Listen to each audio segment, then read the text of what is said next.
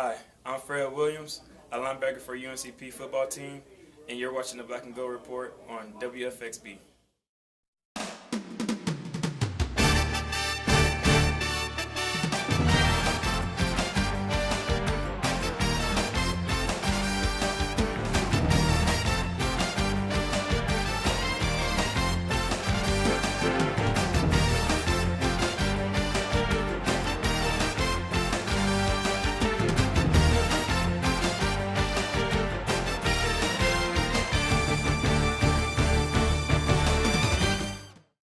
Welcome, ladies and gentlemen, to this week's episode of the Black and Gold Report, a show all about UNC Pembroke athletics.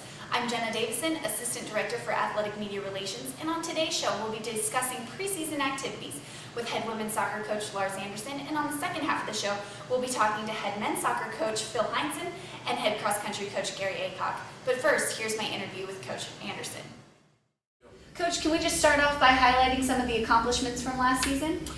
Well, our season was up and down last year. We were in the national rankings. Obviously, one of the highlights was beating Columbus State, a team we had not gotten the better of in 5 years.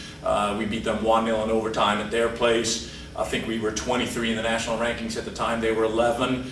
And I think we rose as high as 16th in the national rankings. Our struggle last year was scoring goals, and that really caught up with us in the end. Now, we ended the season, our regular season, on a high note, beat Lander 4-1 at home. So there were lots of ups and downs, and in the end, it was obviously a bit disappointing because we had hoped to make our third trip to the NCAA tournament and fell probably a game short of that. So, we have a carrot in front of us for this season, but really last year was a very up and down season, highlights and lowlights as well. So we're hoping we will be a lot more even keel this year.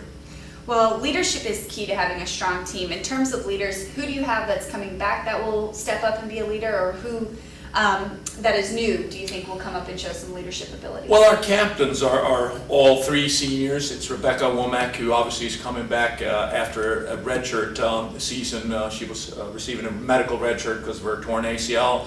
Brittany Bennett, who's obviously a junior, our goalkeeper, and then Funny Forsman, one of our center backs. All three of those players are special players. They're very talented players. They have been around the program. They know what the expectations are. They know what our standard is, both in the classroom and on the field. So they're really natural leaders. They've grown into their leadership role. Take Funny, for instance, who obviously is a Swedish player. I think as her English got better, she was more comfortable in the leadership role. Rebecca had to mature into that role. Brittany Bennett was a bit of an outsider, the lone Floridian on our team, but now is comfortable in that role. So I expect those three to lead with ease really this year. Well, looking at the field now, we're going to start with some of your returners. In the forward position, of course, we're going to have Rebecca Womack. We'll see her play, and then Amalia Arvidsson came back from last season. How do you anticipate those players working into your game plan this year? Well, starting with Rebecca, she's obviously coming back from an ACL injury, she's going to have some challenges in the beginning, just from the injury itself, and then mentally getting back into the swing of things. You have to take a couple of hits and realize you're going to be okay. But Rebecca is a very tough kid. She's very committed to the cause, and I expect Rebecca to have a great year. Amalia had a very up and down season last year. She was hot and cold.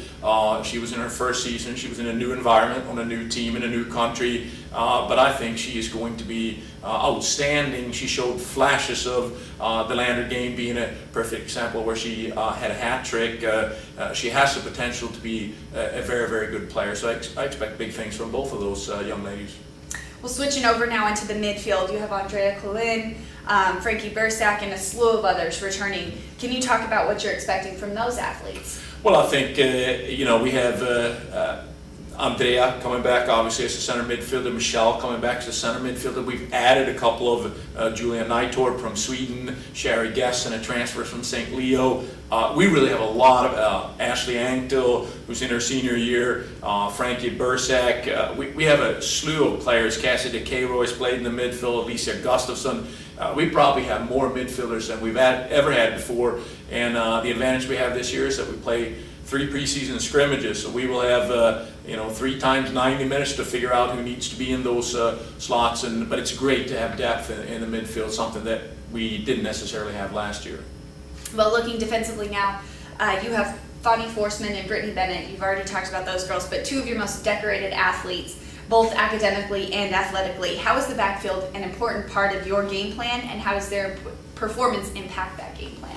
Well, I think if you look at the history of this program, we've always started our success with being a team that's very difficult to score on. We've always had great goalkeepers. We've always had great center backs. We've had a first-team All-America goalkeeper in Whitney Beverly.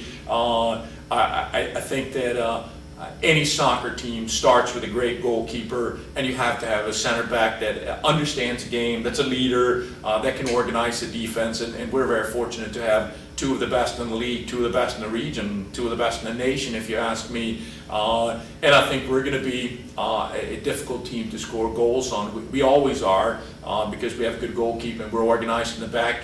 But it really starts with really up at the forwards. We get our players behind the ball. We commit to shrinking the field, and we understand that.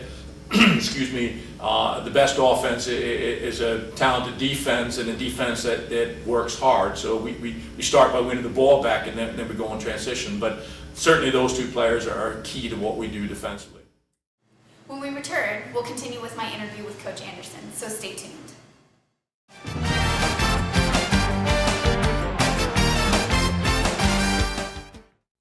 I thought it was my lungs. I was having shortness of breath. I had a great team of doctors.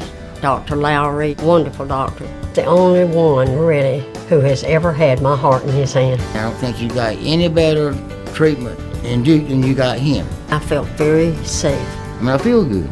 Got energy. I go to the mall and walk 2 miles. I come out victorious. I love Southeastern, and of course, if it has something to do with their heart, this is where you get it.